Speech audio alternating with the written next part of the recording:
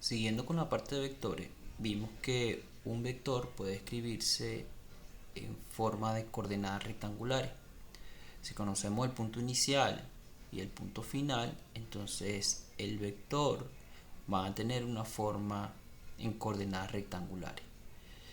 En este caso vamos a considerar vectores cuyo punto inicial es el origen y punto final un punto en el plano. En este caso el punto A, que tiene coordenada x, y, eso garantiza que las coordenadas del vector es exactamente la misma coordenada del punto. O sea, consideramos vectores anclados en el origen cuyas coordenadas son x, y.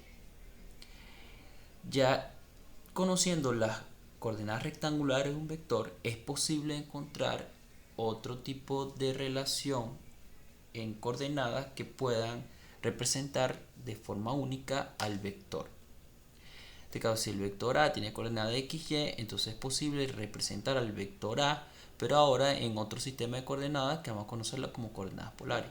Estas coordenadas vienen dadas por dos parámetros, uno es r, otro alfa, uno es un número positivo, el otro es un ángulo.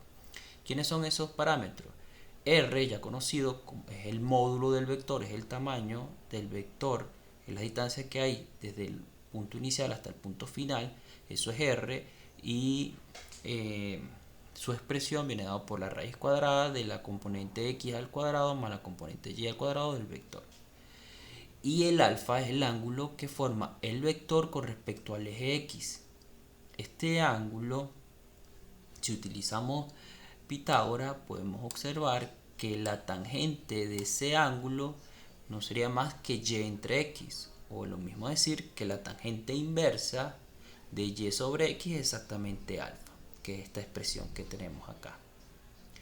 Si eso siempre garantizando la existencia de la inversa de la tangente.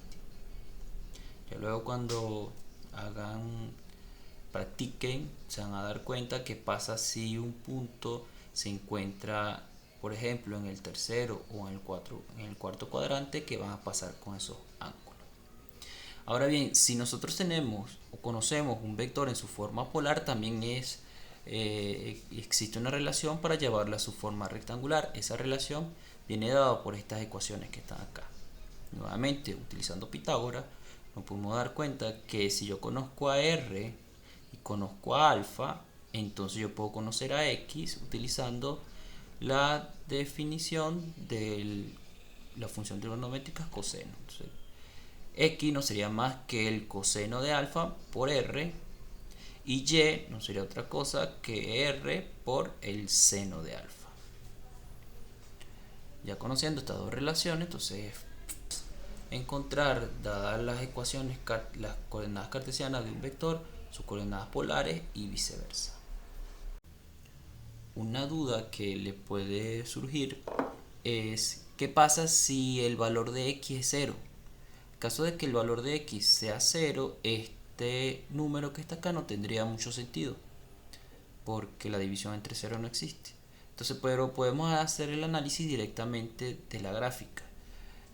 Si se fijan, si yo tomo el punto y lo traslado hasta el eje y, ese es el caso donde x es 0. En el caso de que x es 0, y es un número positivo, en ese caso el ángulo que forma el vector con respecto al eje x es de 90 grados. Cuando x sea 0, lo que tenemos que fijarnos es si el y es positivo o negativo. En caso de que sea positivo, el ángulo es 90 grados, y en caso de que sea negativo,